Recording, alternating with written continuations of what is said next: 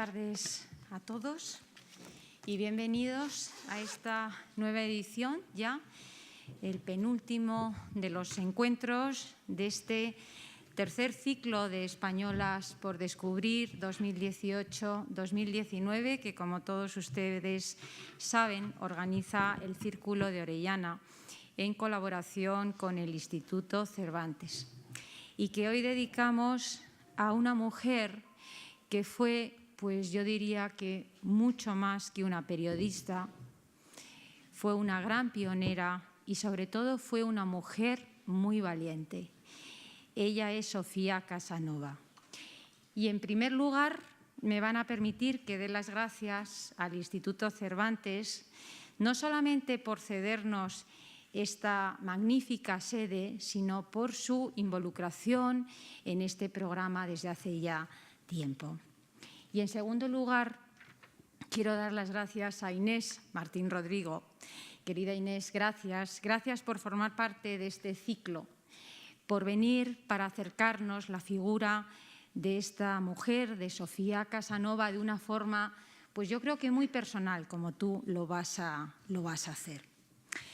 Como todos ustedes saben, para nosotras es fundamental que, además de contar con los ponentes, contemos también con la familia o con algunas personas que de alguna manera pueden dar el testimonio de estas mujeres de las que hablamos y con quienes nos encontramos. Por eso, esta tarde yo quiero contarles que tengo la enorme satisfacción de tener con nosotros a una persona que es precisamente su tataranieta, querida Joanna Kuchawinska. Muchísimas gracias por estar esta noche con todos nosotros, por esa ilusión de haber querido venir, y yo después, una vez que termine también, Inés, te cederé la palabra encantada porque estaremos, bueno, pues con emoción también de escuchar algo que tú nos puedas contar. También quiero dar las gracias por estar con todos nosotras a Iwona Zielinska. Ella es la directora de programas del Instituto Polaco de Cultura. No sé si es la directora o coordinadora. Coordinadora. Bueno, la cuestión es que para nosotros estamos encantadísimos de que nos puedas acompañar, porque hoy es el Día Nacional de Polonia. Hay una fiesta para celebrarlo y tenemos la inmensa suerte de que has hecho un huequito para poder estar con nosotros y poder estar, bueno, pues hablando de Sofía. Muchísimas gracias también por estar aquí. El encuentro de hoy está dedicado a una mujer que vivió de cerca acontecimientos importantísimos en la vida europea que afectaron pues de una manera muy especial al transcurso de la historia, de nuestra historia. El Círculo de Orellana lleva 3 años recuperando el nombre de mujeres que nos precedieron, siendo luchadoras y comprometidas. Y eso lo hacemos siendo conscientes de que mirábamos al pasado porque para pensar en el futuro es esencial recordar a quienes nos precedieron. Nosotras, las orellanas, actuamos como parte de la sociedad civil detectando ese talento femenino y visibilizándolo. Damos a conocer el nombre de muchísimas mujeres del pasado, pero también lo hacemos con mujeres del presente. Para ello tenemos varios programas. Uno de ellos es este, que ustedes conocen, pero también tenemos otro programa, Impulso Orellana, que está iniciando su andadura y es precisamente para dar a conocer también mujeres en el presente. Vamos poco a poco, pero ahí estamos, sabiendo que son muchas las personas que se están uniendo para ayudarnos a impulsar a esas mujeres en el presente y también a visibilizar a aquellas mujeres del pasado para que permanezcan todas ellas vivas en nuestro recuerdo, en nuestra memoria y, desde luego, para agradecerles de alguna manera el camino que nos han facilitado. Antes de darle la palabra a Inés, me van a permitir que sea muy breve, pero que les dé unos apuntes sobre ella. Bueno, ella es una escritora y periodista que trabaja desde hace tiempo en la sección de cultura del diario ABC. donde es responsable del área de libros y además es colaboradora del suplemento ABC Cultural, periódico al que le unió mucho a Sofía. Es autora, además, de una novela magnífica, Azules son las horas, editada por Espasa en el 2016, que está basada en la vida de Sofía Casanova. Y además es colaboradora de otras instituciones, como es la Fundación Telefónica, el High Festival o la Casa de América.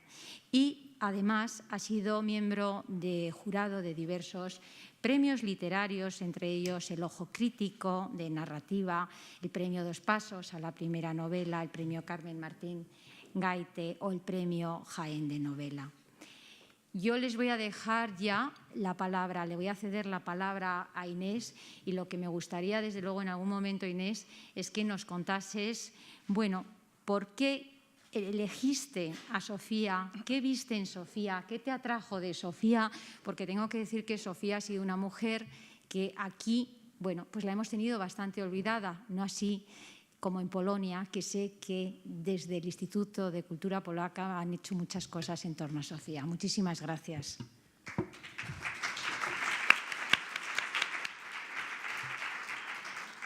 Bueno, muchísimas gracias, Leticia, por esa presentación. Buenas tardes, iba a decir a todos, pero veo que somos mayoritariamente todas. Buenas tardes y gracias por acompañarnos esta tarde. Antes de nada, me gustaría agradecer la labor del Círculo de Orellana, que con su ciclo Españolas por descubrir está rescatando a todas estas mujeres que tanto hicieron en nuestro pasado más reciente, pero que se han quedado en los márgenes de la historia y por eso hoy sabemos pues muy poco o casi nada de ellas, ¿no? Gracias también al Instituto Cervantes por ofrecer para tan noble propósito su maravillosa sede madrileña como escenario en el que hoy en concreto va a volver a la vida, de alguna forma, nuestra querida Sofía Casanova. Y es curioso cómo en la vida casi siempre la casualidad es más bien causalidad. Y verán, porque fue precisamente aquí, en la sede del Instituto Cervantes de Madrid, donde comenzó hace ya un tiempo, yo diría que casi 5 años, mi andadura junto con Sofía Casanova. Aquí, en la biblioteca de esta sede, empecé a bucear en el pasado de una mujer apasionante a la que yo, como muchos de ustedes seguramente, entonces no conocía. A Sofía llegué por la curiosidad insaciable que me guía en todo lo que hago. Digamos que el periodismo, oficio y pasión que comparto con Sofía, nos unió, porque la descubrí precisamente a través de un reportaje publicado en el periódico ABC, donde tengo la suerte de trabajar desde hace 11 años en la sección de Cultura, y periódico del que precisamente Sofía Casanova fue corresponsal cubriendo la Revolución Rusa y también cubriendo la Primera Guerra Mundial. Como digo, un día me topé con un artículo que se titulaba «Cuando ABC entrevistó a Trotsky, la mano derecha de Lenin». En diciembre de 1917 arrancaba el texto. Un mes después de la Revolución de Octubre, la corresponsal en el este de Europa, Sofía Casanova, tuvo un encuentro con el conocido líder revolucionario. Sofía Casanova. Era la primera vez que yo oía, bueno, o más bien leía aquel nombre. Yo no sabía que ABC hubiera entrevistado a Trotsky, y mucho menos que la hazaña hubiera sido cosa de una mujer. Una mujer, a finales de 1917. Con Trotsky en la Revolución Rusa. Pues yo no daba crédito, claro. Y no es para menos. Rápidamente me sumergí en el maravilloso archivo de ABC que dirige Federico Ayala y que además es accesible online. Les animo a que lo consulten. Basta con teclear en nuestro buscador favorito, no voy a decir su nombre, el hemeroteca ABC, como digo, me sumergí en el maravilloso archivo de ABC y di rápidamente con aquella crónica de Sofía Casanova. Se titulaba En el antro de las fieras y Sofía lo escribió, como digo, a finales de 1917. Lo que sucede es que en ABC se publicó el 2 de marzo de 1918. Ya saben que en aquella época el periodismo no gozaba de la inmediatez que ahora padecemos, quiero decir, la inmediatez a la que estamos obligados, ¿no? Dejen que les lea apenas unas líneas, les prometo que muy resumidas, de las palabras que entonces escribió Sofía, porque así entenderán mucho mejor por qué yo me quedé prendada. Cuando hace 4 días me decidí en secreto de mi familia a ir al Instituto Smolny, una nevada densa y callada caía sobre San Petersburgo. Deseaba y temía ir, por qué no confesarlo, al apartado lugar donde funcionan todas las dependencias del gobierno popular. Como no me atrevía a ir sola, ni otra persona alguna hubiera querido acompañarme, dije a la fiel gallega Pepa, después descubrirán quién es Pepa, un personaje muy, muy importante en la vida de Sofía Casanova, inseparable nuestra en estas penalidades, que viniera conmigo, pero sin descubrirle el objeto de nuestra salida. Nos dejó Sara junto a una puerta donde la Guardia Roja hacía centinela y mientras que pasaban mi tarjeta a Trotsky, dialogué con la canalla muy armada que allí había. Les había anunciado la judía que éramos españolas y cuando uno de aquellos proletarios me dijo que había leído cosas de España y fijándose en Pepa habló con calor de las mujeres de mi país, oíselo apagándose la luz eléctrica y lanzó un grito Pepa agarrándose a mí espantada. Fue un momento de pintoresca emoción. Volvió la luz, se abrió la puerta y el soldado correcto que había llevado mi tarjeta dijo: «Les ruego que pasen». Atravesamos una sala grande, sin más muebles que algunas sillas y máquinas de escribir, y a la izquierda, en un gabinete chico, nos esperaba Trotsky. Me rogó que tomara asiento y con voz agradable se expresó así en francés: «Conozco España, es un hermoso país del que tengo buenos recuerdos, aunque la policía, comme de raison, me trató mal. He visitado Madrid, Barcelona, Valencia. Mi amigo Pablo Iglesias estaba a la sazón en un sanatorio. Sentí dejar España». ¿Es simpático Trotsky? No es atractivo. Podría pasar por un artista decadente y, sin embargo, yo creo que tiene un valor irreemplazable en la Rusia actual y que no son las circunstancias precarias las que dan relieve a una medianía, sino que es la personalidad de este hombre la que se impone a aquellas con actos de un plan político desconcertante y trascendental. Así acababa aquella crónica que Sofía escribió. Lo dicho, se quedan con ganas de más, ¿verdad? Bueno, pues así me quedé yo y fue eso lo que me decidió a rastrear todo lo publicado sobre Sofía Casanova, todas las crónicas, todos los reportajes, todas las entrevistas que Sofía publicó, la imprescindible biografía sobre Sofía Casanova que escribió Rosario Martínez, la biografía también de Antón Pazos, esta vez en gallego, hasta que llegué a la conclusión de que la vida de Sofía Casanova merecía ser contada en una novela, porque son muchas las ocasiones en las que, como bien sabemos, la realidad supera a la ficción. Como digo, tomé prestada la voz de Sofía y con el apoyo de mi querida editora en Espasa, Belén Bermejo, que hoy no puede acompañarnos, pero a la que le debo todo de mi faceta como escritora, me puse a escribir. El resultado fue Azules son las horas. El título está sacado de una de las poesías de Sofía. Un viaje fascinante por todo lo largo y ancho del siglo XX, protagonizado por una de esas españolas por descubrir a las que el Círculo de Orellana está haciendo justicia. La novela está narrada en 2 planos temporales. En uno de ellos, Sofía, al final de su vida, prácticamente moribunda y completamente ciega, pide clemencia para morir lo antes posible. Y en el segundo plano, la misma Sofía va haciendo memoria de todos los recuerdos que conformaron su vida como testigo privilegiado de la historia del siglo XX. Como digo, una auténtica heroína, una figura, una mujer imprescindible, cuya historia me dispongo a contarles a continuación. Sofía Guadalupe Pérez Casanova nació el 30 de septiembre de 1861 en La Coruña.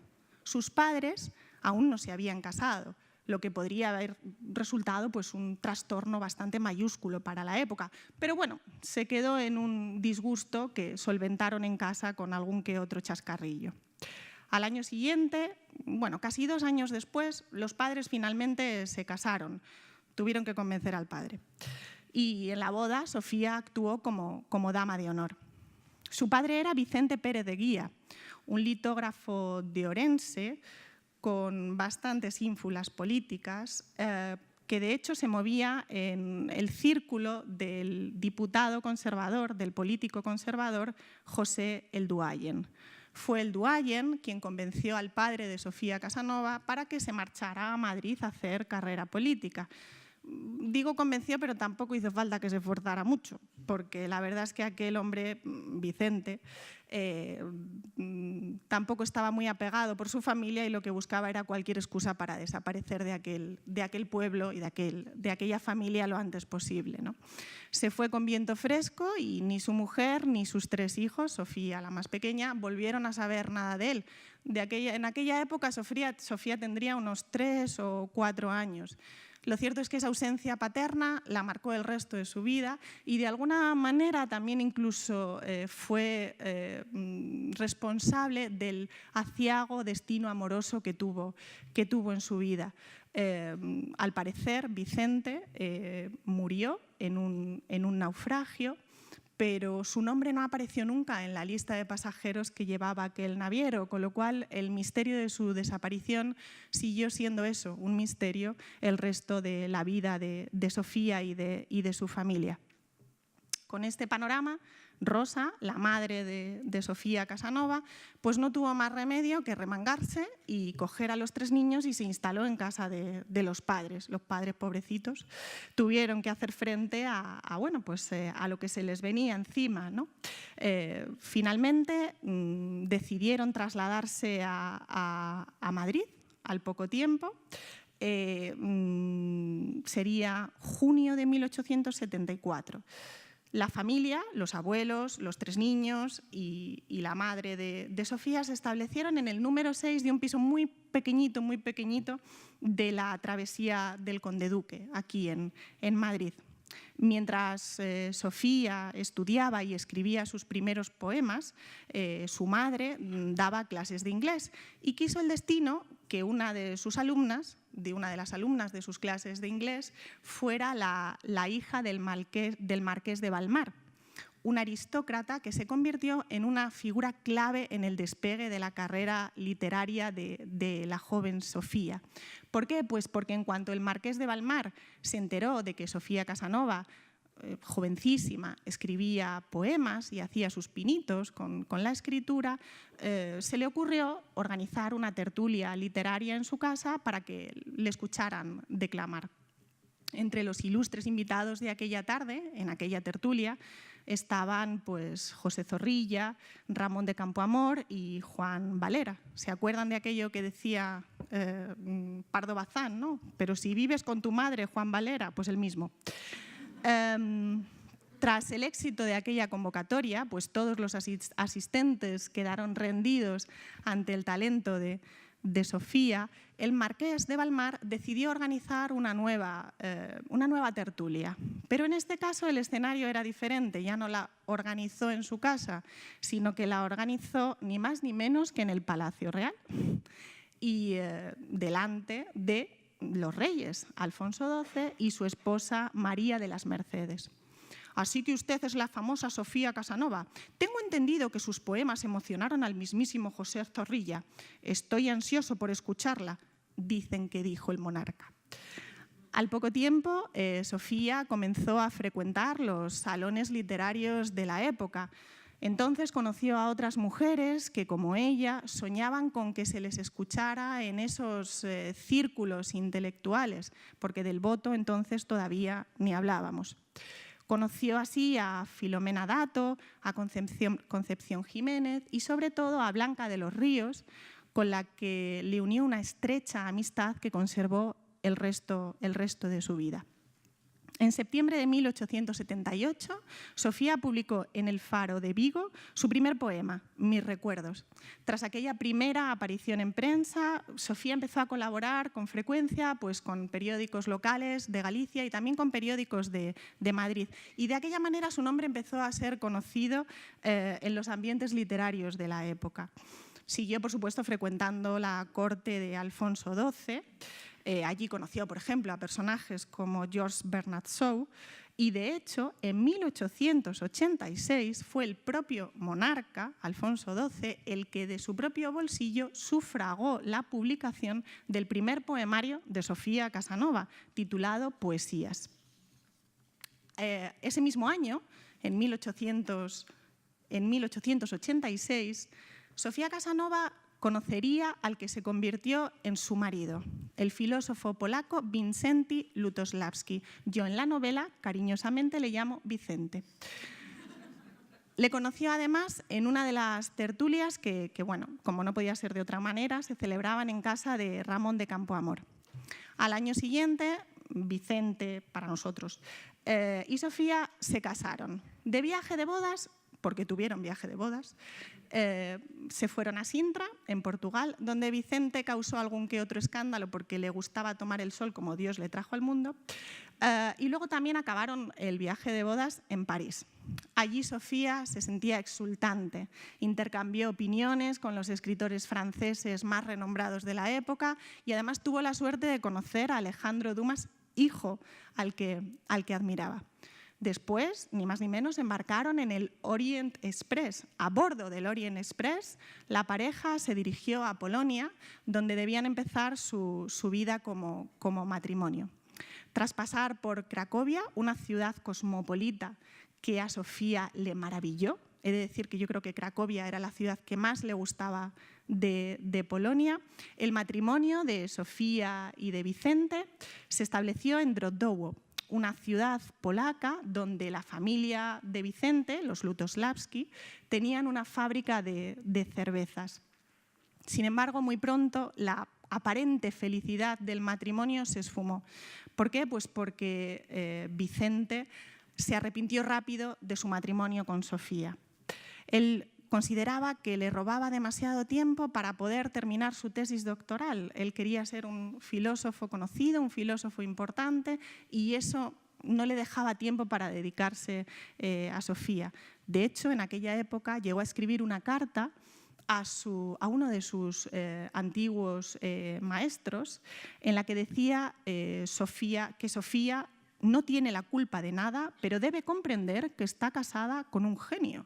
Y la genialidad requiere un espacio que la vulgaridad desconoce. Pienso más en mi futuro hijo que en ella. En fin, no vamos a comentar esto, pero la genialidad también es compartida y la misma genialidad que tenía él la tenía Sofía. No obstante, además, Vicente estaba obsesionado con tener un hijo varón, con que Sofía le diera un hijo varón. ¿Por qué? Porque quería que su hijo se convirtiera en el libertador de Polonia. Sin embargo, Sofía nunca le dio un hijo, solo le dio hijas, y por eso terminó repudiando a Sofía y a sus hijas. Sofía leyó aquella carta que Vicente había mandado a su antiguo maestro, la leyó por casualidad. Pero de repente, para no caer en la depresión, se puso a estudiar polaco y leyó todos los libros de la biblioteca familiar de los Lutosławski. A continuación, se refugió en la escritura. Su mejor aliado aquellos días fue su cuñado Stanisław. En fin, para algo también están los cuñados. A mediados de 1888, Vicente decidió mudarse a Moscú.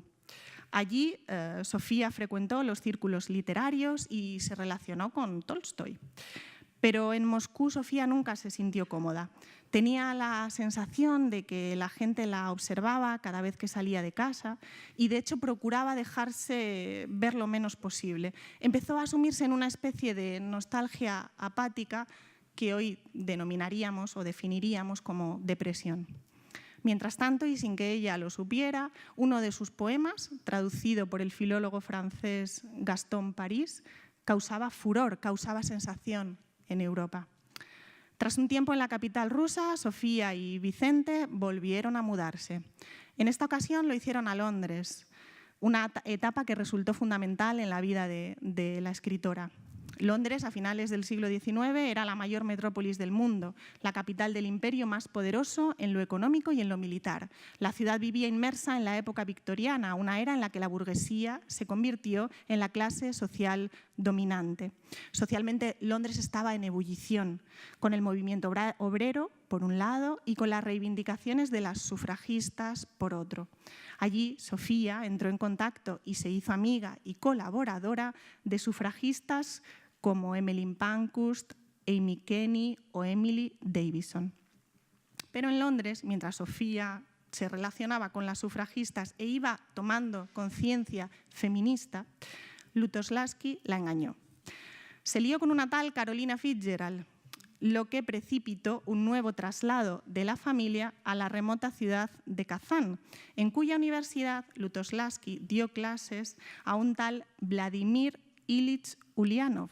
¿Le suena, no? A Lenin. La pareja por aquella época tenía ya 2 hijas y Sofía, pese a la traición de Vicente, decidió seguir adelante y quiso salvar su matrimonio. En 1896, la familia se traslada a Madrid y a Galicia. En Mera, un pequeño pueblo de Galicia, cercano a La Coruña, Sofía contrató a una asistenta para ayudarle en la crianza de sus hijas, que se convirtió en su amiga y confidente el resto de su vida, Pepa López Calvo. Se convirtió, como digo, en su fiel aliada, en su fiel escudera, en su Sancho Panza. Tras el nacimiento y la muerte prematura de la tercera hija del matrimonio, Vicente se enamoró de Wanda Pesinska y pidió el divorcio a Sofía, pero Sofía, dolida, no se lo concedió. Harta de su situación, en 1907 Sofía se trasladó a París. En el trayecto de Polonia a España, quiero que se hagan una situación, estamos hablando de 1907, las distancias no se cubrían de la misma manera que ahora. En el trayecto de Polonia a España, Sofía traduce al español Quo Vadis, que en nuestro país publicó Saturnino Calleja. Asentada ya en España y con el recuerdo de Lutoslawski en la memoria, Sofía empezó a escribir para el periódico El Liberal y a celebrar reuniones en su casa, que era frecuentada pues, por Jacinto Benavente o Manuel Machado, que se convirtieron también en amigos cercanos de Sofía. Además, en aquella época, Sofía se puso también a escribir teatro, porque como le sobraba el tiempo, y en 1913 Pérez Galdós apoyó el estreno en el Teatro Español de una de las obras de Sofía Casanova. Sofía Casanova es la segunda mujer que estrenó una obra de teatro en el Teatro Español. Regresó a Varsovia poco antes de que el zar Nicolás II ordenara la movilización de sus estados. El asesinato del archiduque Francisco Fernando en Sarajevo, Sofía lo vivió en casa de su hija María. La Primera Guerra Mundial era ya un hecho. Un buen día, Torcuato Luca de Tena, a quien Sofía había conocido en el Café de Fornos, en Madrid, le hizo una oferta que le trasladó por carta. Sería un honor para ABC y para mi propia persona que aceptara convertirse en la corresponsal del diario en el Frente Oriental. El 8 de abril de 1915, el diario publicó una foto en la que aparecía vestida con el uniforme de enfermera de la Cruz Roja, porque no se conformó con estar allí y contarlo, sino que además se alistó para ejercer como enfermera. Y como digo, el diario la presentaba como su nueva corresponsal en el Frente Oriental. Sofía Casanova se convirtió así en la primera reportera de guerra de nuestro país. Sofía viajó a las zonas en guerra y en 1917, con Varsovia sitiada, fue evacuada junto con su familia, primero a Minsk y después a San Petersburgo. Allí, Sofía fue testigo y víctima de la revolución bolchevique. Resultó herida en una refriega callejera y además perdió a sus cuñados, que fueron detenidos por la Guardia Roja y fusilados en los calabozos del Kremlin. Sin embargo, como reportera, Sofía llegó a ser muy conocida y respetada en el cuartel general ruso. De hecho, como hemos descubierto al arranque de esta charla, Trotsky no dudó en recibirla cuando se presentó sin aviso ni cita previa en el Instituto Smolny, donde el comisario soviético de Asuntos Exteriores tenía su sede. Además, durante aquella entrevista, Trotsky le mostró en primicia mundial el telegrama con el que los austrohúngaros aceptaron el armisticio propuesto por Lenin. Estamos hablando de lo que hoy llamaríamos una exclusiva mundial. Como señalaba el texto con el que Torcuato Luca de Tena anunció su contratación, en las crónicas de Sofía Casanova palpitan con todo su dramático interés los horrores de la guerra. Sin renunciar a los datos y a los hechos, el suyo era un estilo más literario, casi poético, pero puramente periodístico. La guerra entonces era un horror, tanto en el frente como en la retaguardia, y ella quería que los lectores españoles lo supiesen y lo sintiesen. Como reportera, Sofía era una mujer valiente que buscaba estar cerca de los hechos que narraba. No tenía miedo de estar en la primera fila del frente de batalla. No le daba miedo enfrentarse a los guardias cuando le negaban el paso y tampoco dudaba cuando tenía que formular preguntas incómodas a los mandos políticos y militares. Dotada de una gran capacidad de observación y análisis, Sofía hizo de sus emocionantes y emocionales crónicas una referencia internacional. Pocos periodistas de aquella época pudieron presumir de un currículum como el suyo. En él destacaban colaboraciones con algunos de los mejores periódicos españoles, ABC, La Época, El Imparcial, El Liberal, pero también con diarios y revistas internacionales, desde la Gaceta Polska al New York Times. Entre los muchos escenarios que configuraron la vida de Sofía, destacan sobre todo Galicia y Polonia. Galicia tuvo siempre para ella un aire de paraíso perdido. Los tres lugares claves en su imaginario gallego eran La Coruña, Almeiras y Mera, donde residió un tiempo con Vincenti y sobre todo donde conoció a Pepa. Sin embargo, siempre consideró Polonia su segunda patria.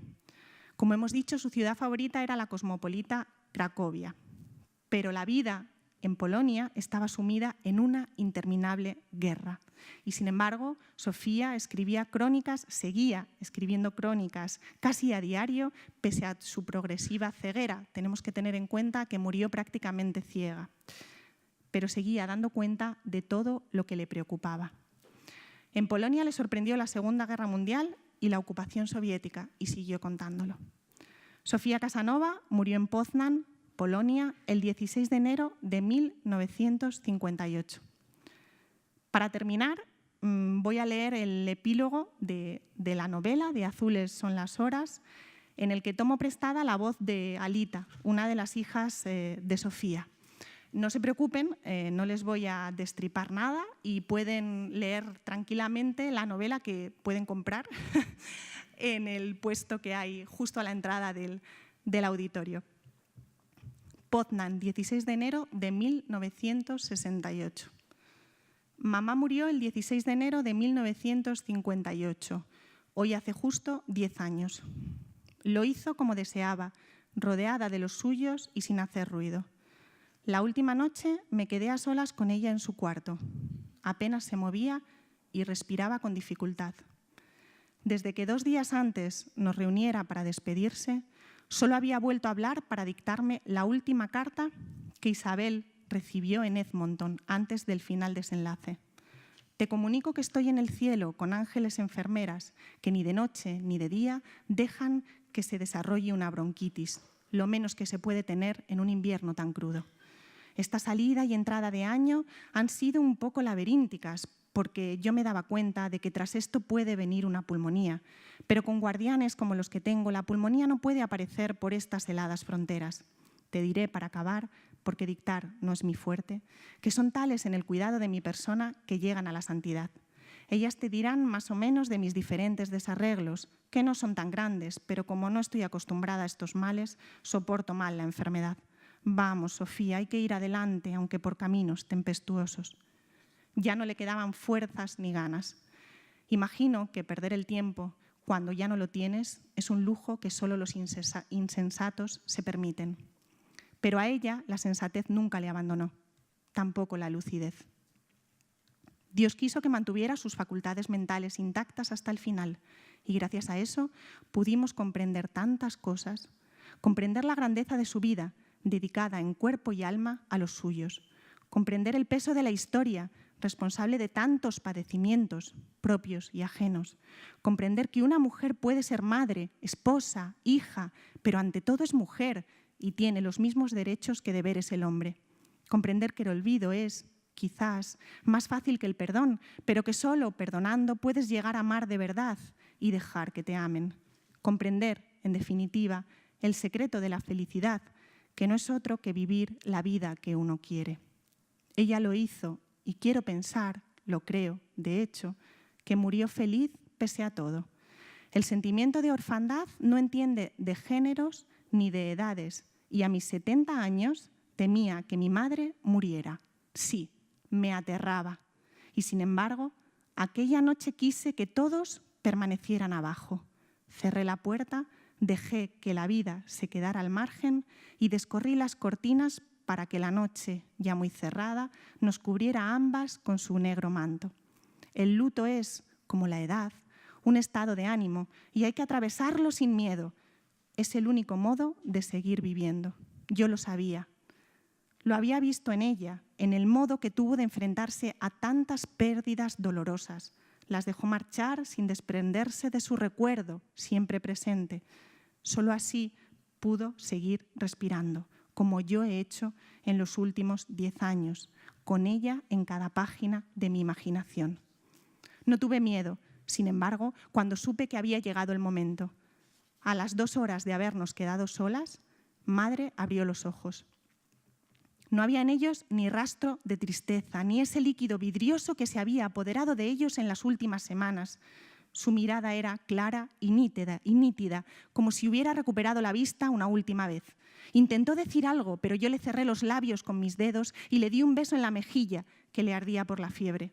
Volvió a cerrar los ojos y me apretó con fuerza la mano, que latía como si su corazón hubiera cambiado de sitio, huyendo de la negritud de sus pulmones. Coloqué mi cabeza sobre su pecho y esperé hasta que dejó de respirar. Mi llanto comenzó entonces, calmado y reparador, como una triste letanía que no se detuvo hasta que la enterramos un día después. «Mamá ha muerto», me limité a escribir en el telegrama que envié a mi hermana Isabel. Como pidió, recibió cristiana sepultura, pero no lo hizo en su adorada España. Es algo que aún hoy no logro perdonarme. Me consuela pensar que al menos descansa en el cementerio de Poznan al lado de Pepiña, con sus vidas entrelazadas, más allá de la vida que compartieron. En estos últimos 10 años no han sido pocas las veces que hemos intentado trasladar su cuerpo a Galicia. No ha sido posible. Ni el tiempo, ni el dinero, ni la poca voluntad de quienes ahora rigen los destinos del país que la vio nacer han querido que así fuera. Su última voluntad atropellada por la realidad, que siempre supera a la ficción. Cada mañana, sin falta, me levanto y voy al cementerio. Pavel, mi marido, dice que no es bueno que hable tanto con los muertos, que algún día hasta se me va a olvidar que yo misma estoy viva. Pero no puedo dejar de hacerlo. He de contarle todo lo que sucede para que su ausencia no esté tan presente. Le cuento qué es de sus nietos y bisnietos, que Isabel sigue viviendo en Canadá, que María se ha quedado viuda, que su idolatrada Europa parece haber curado, por fin, sus heridas de guerra y que su país, aún bajo los designios de Franco, empieza a intuir su futuro libre y esperanzador. Le hablo también de Eugeni, mi hermanastro, el hijo que mi padre tuvo con Wanda Pessinska, frustrado libertador de Polonia. Hace un año vino a visitarnos en una especie de acto de contrición, buscando de algún modo reparar el daño hecho por nuestro padre y también, ¿por qué no?, el perdón. Nos contó entonces que ya viviendo en Estados Unidos decidió cambiarse el apellido Lutosławski y empezar una nueva vida, sin los pesados arietes de la locura de Vincenti. Qué dolorosa ironía. El deseado hijo varón renegó del padre que repudió a su mujer porque solo le daba hijas. La vida y sus lecciones, aunque a veces no lleguen a tiempo. Estoy segura de que en el fondo A mamá le hubiera entristecido saberlo. Su corazón era tan grande que nunca dejó de quererlo, por mucho que su amor hacia él terminara siendo también su condena. ¿Y cuándo el amor no duele?, me preguntaría, con esa sonrisa suya que siempre terminaba en un beso. Yo la miraría con dulzura y cogería su mano, como lo hice aquella última noche, sabiendo que ya nunca volvería a soltarla, porque hay amores que no duelen y nunca mueren.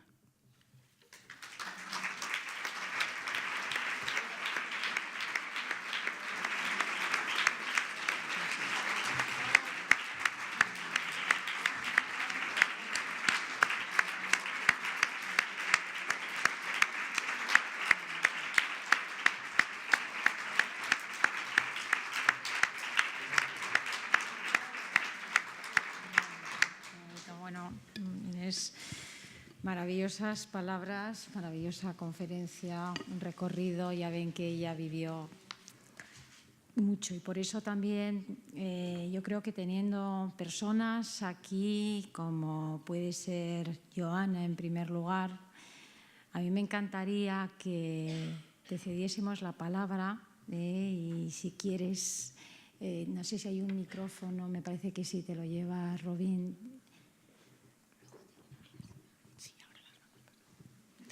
En primer lugar, muchísimas gracias al Círculo de Orellana, al Instituto Cervantes y, por supuesto, a Inés por este resumen tan difícil de hacer realmente y tan entrañable y personal.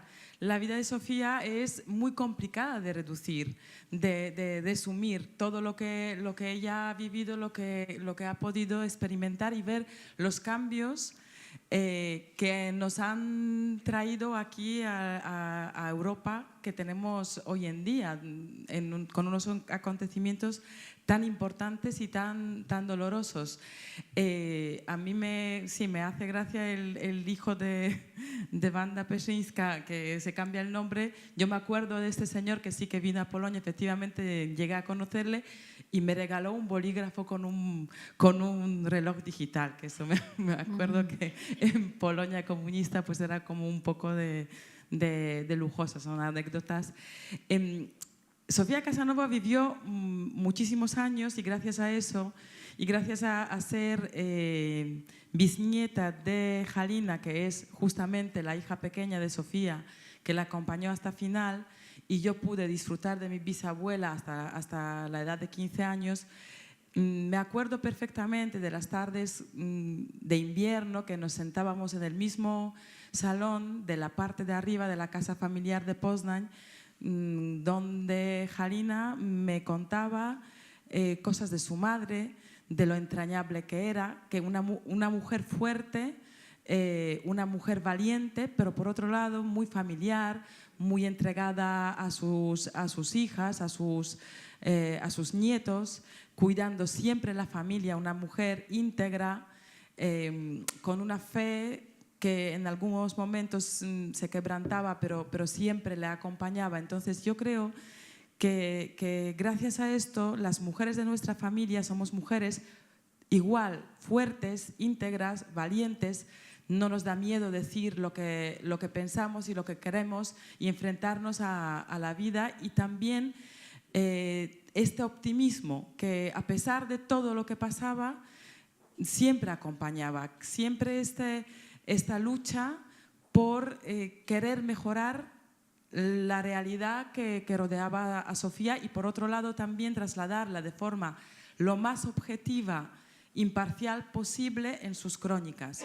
Las crónicas de Sofía, pues una parte, claro, son las crónicas estas de guerra, con un matiz político, pero luego también tiene una parte de relatos descriptivos de Polonia, que es una maravilla, cómo ella, la sensibilidad que tenía de describir todo lo que ella veía, la naturaleza, el viaje por el Volga helado en Troika.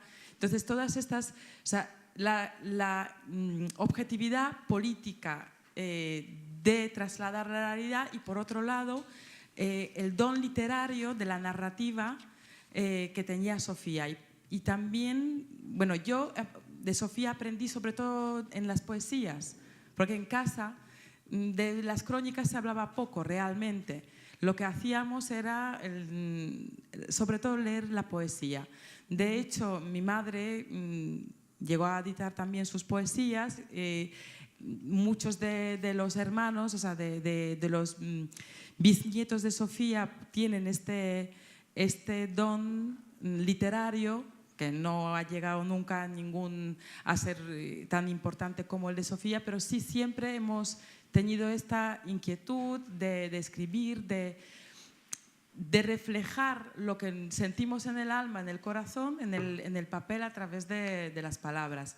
Entonces, si me permitís, voy a leer una de las poesías, que esa es la que se tradujo también al polaco, que está dedicada a Madame Gaston Paris, precisamente, Souvenir, que dice: gota de agua es la lágrima brillante que al nacer en los ojos se evapora. Gota de agua es la perla de rocío que nace y muere en la montaña hermosa. Gota de agua también es la perpetua gota que filtra y la piedra orada. Secreto de las rocas de granito, caliza filtración de la montaña. Gotas de agua las dos, mas cuán distinta es la que nace y muere en un momento, de aquella que entre las rocas, serpeando, se petrifica y desafía al tiempo. Así también del alma soñadora brotan, a veces, fugitivas lágrimas que mueren a la luz de una sonrisa que evapora el calor de una esperanza. Y otras veces hay lágrimas que brotan y dejan en el alma para siempre estalactitas de dolor profundo que en el tiempo agranda y jamás perecen.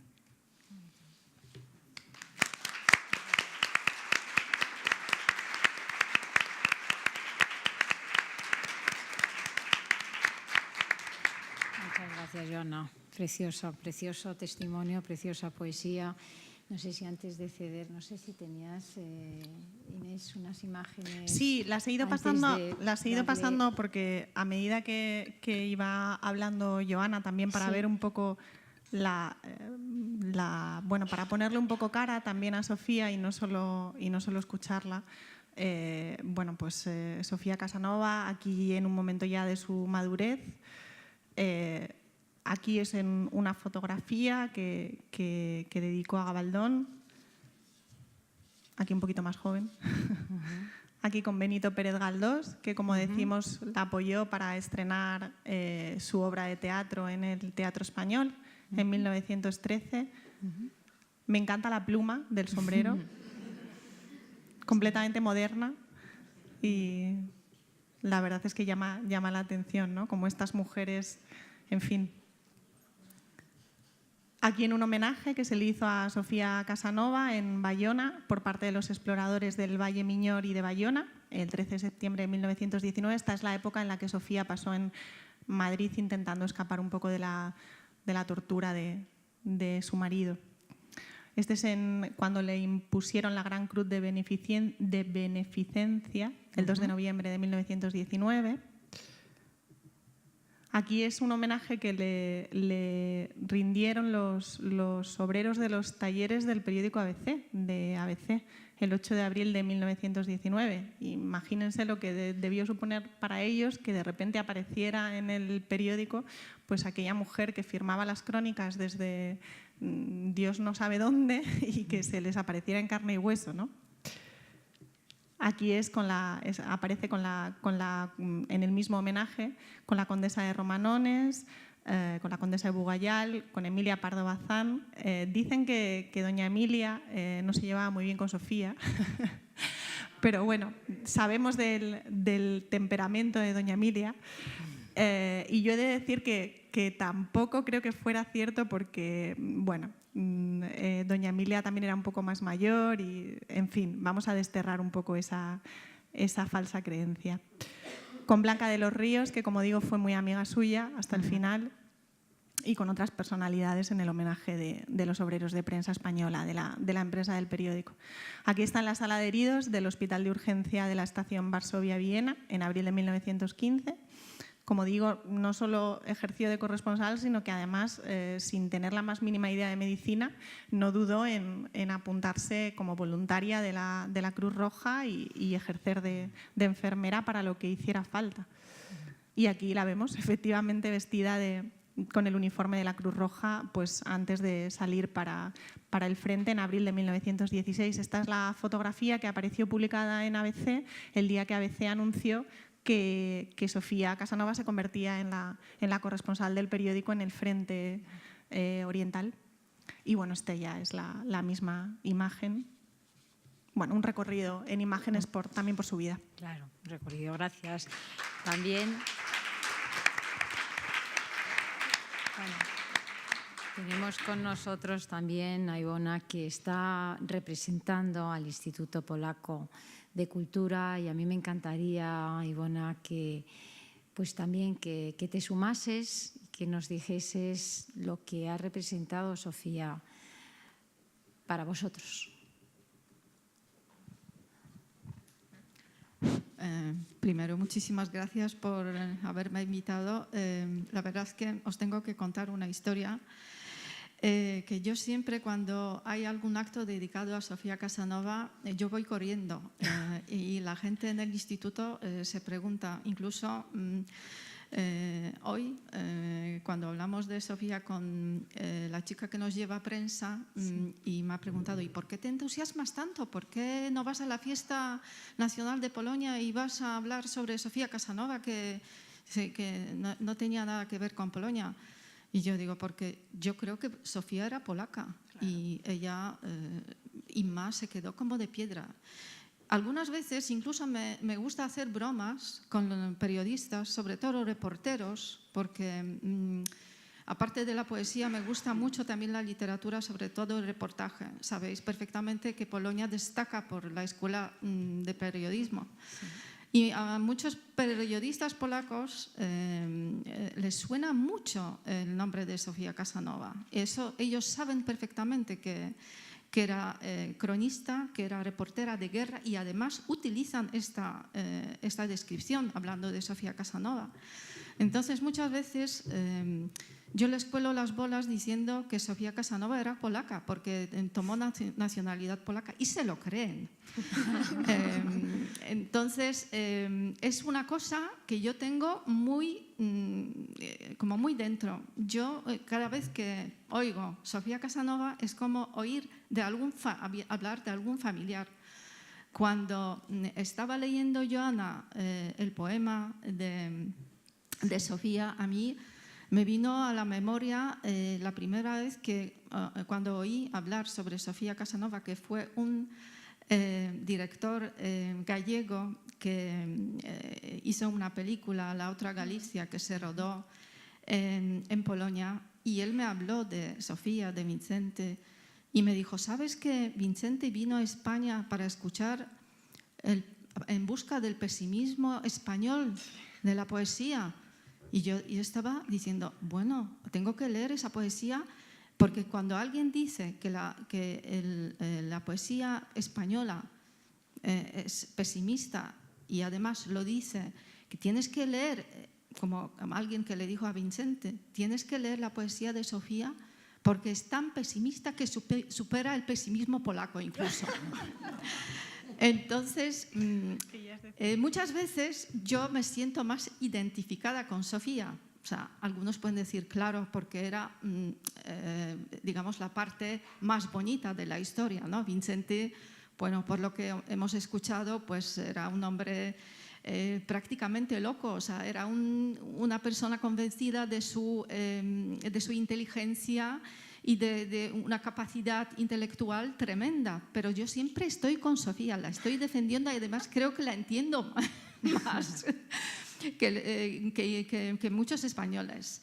O sea, no quiero aburriros, porque la verdad es que todo este viaje que yo hice con la televisión de Galicia cuando rodamos el reportaje, bonito, creo que le gustó también a Joana, La otra Galicia, recorrimos Polonia, recorrimos la Galicia polaca, llegamos hasta la casa donde vivió Sofía, al cementerio donde vivió Sofía. Era como un viaje en el pasado que me hizo, la verdad es que tratar a Sofía como una persona que tengo que reconocer, y es lo que dijiste tanto tú, Inés, como Joana, que de alguna manera Sofía se adjudicó el nombre de la embajadora de Polonia, porque ella, gracias a las traducciones que hizo de las obras polacas al español, al castellano, y del castellano a Polonia, hacía como una especie de puente maravilloso, que yo ahora puedo decir que, bueno, ahora me toca decir como representante del Instituto Polaco, que hizo un labor estupendo para promocionar la cultura, tanto cultura polaca como la cultura española. Y os aconsejo que conozcáis esta persona porque es un personaje que tiene algo que engancha. Cada persona que nos encontramos con Sofía no nos deja indiferente. Y aquí también creo que debo reconocer y debo también reivindicar el nombre que ya en Polonia se sabe muchísimo sobre Sofía, se sabe muchísimo sobre su trabajo de reportera de guerra. Y a mí me gustaría reivindicar aquí en España que realmente ha sido una primera reportera de guerra. No se trata que ha sido mujer o hombre, pero ella realmente ha empezado este trabajo. Entonces ella estaba muy con sus crónicas, que eran unas crónicas terribles, y lo sabéis perfectamente. Ella escribía horrores de la guerra, describía horrores de la guerra. Y tenía un miedo de que, incluso lo estaba diciendo en alguna de sus escritos, que sentía una preocupación de que la gente la va a mirar como unas lamentaciones de una mujer deprimida en una era de heroísmo masculino. Y creo que con eso, o sea, ya os dejo porque yo podía hablar sobre Sofía, pero yo solamente quería decir esto, que a Sofía la queremos muchísimo en Polonia. Y yo creo que, bueno, para defender también un poco a Vicente, quiero que entendáis que eran tiempos muy difíciles en Polonia. Polonia por aquel tiempo entonces estaba repartida. Polonia no existía en el mapa. Entonces, Vicente, o sea, tenía esa obsesión de liberar Polonia, de que Polonia tuviera su propia identidad, de que Polonia fuera un país libre. O sea, por eso yo le entiendo un poquito, pero solo un poquito.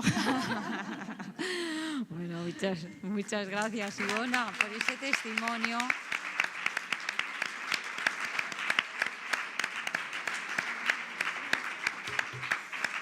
Yo creo que Sofía estaría verdaderamente contenta de escucharte esas palabras que le has dedicado, y desde luego animo.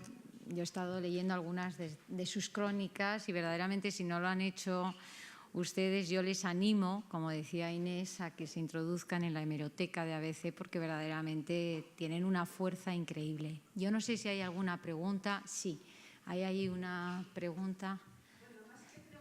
Bueno, comentario. Te dan ahí el micrófono porque como se está grabando. Bueno, buenas tardes. Muchas gracias por la exposición, Inés, y muchas gracias a Joana y a la última señora, que no me acuerdo cómo se llama. Yo solamente quería decir que a Sofía Casanova, Mujeres de Negro contra la Guerra, le hemos incluido en una recopilación de mujeres que se opusieron a la Primera Guerra Mundial.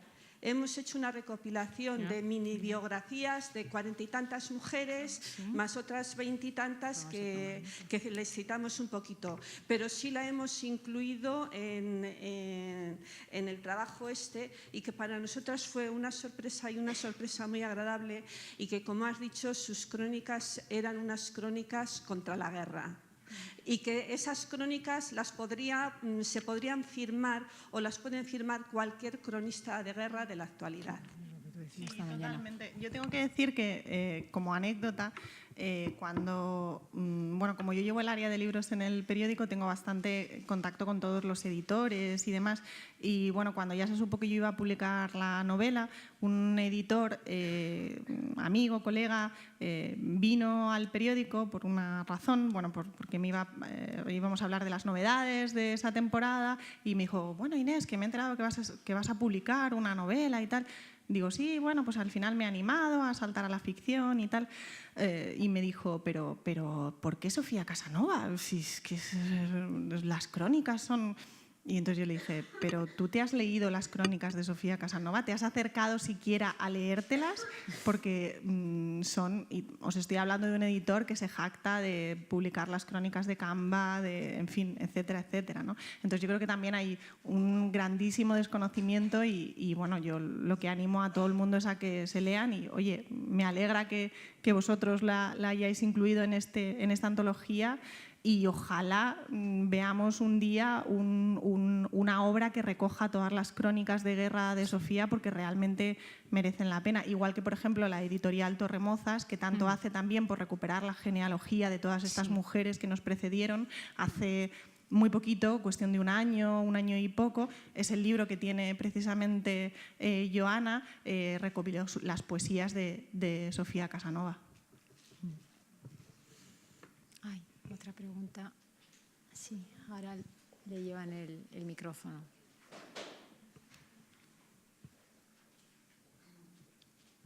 Muchas gracias por vuestra exposición. Mira, yo quería preguntar solo, yo la admiro a esta mujer que no la conocía, soy periodista, he vivido muchos años en La Coruña, veraneo en Mera, no soy polaca, soy muy española y yo me sorprendo cómo esta mujer murió en el 56, contáis.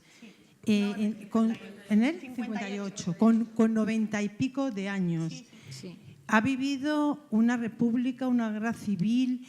¿Qué ideología tenía?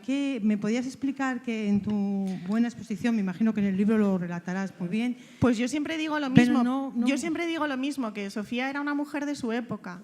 Y como tal, pues era una mujer de su época. Yo me acerqué a ella sin importarme la ideología y sin importarme... A mí lo que me importaba y lo que me sigue importando es el valor humano de Sofía. Sí, lo digo por sus crónicas, perdona.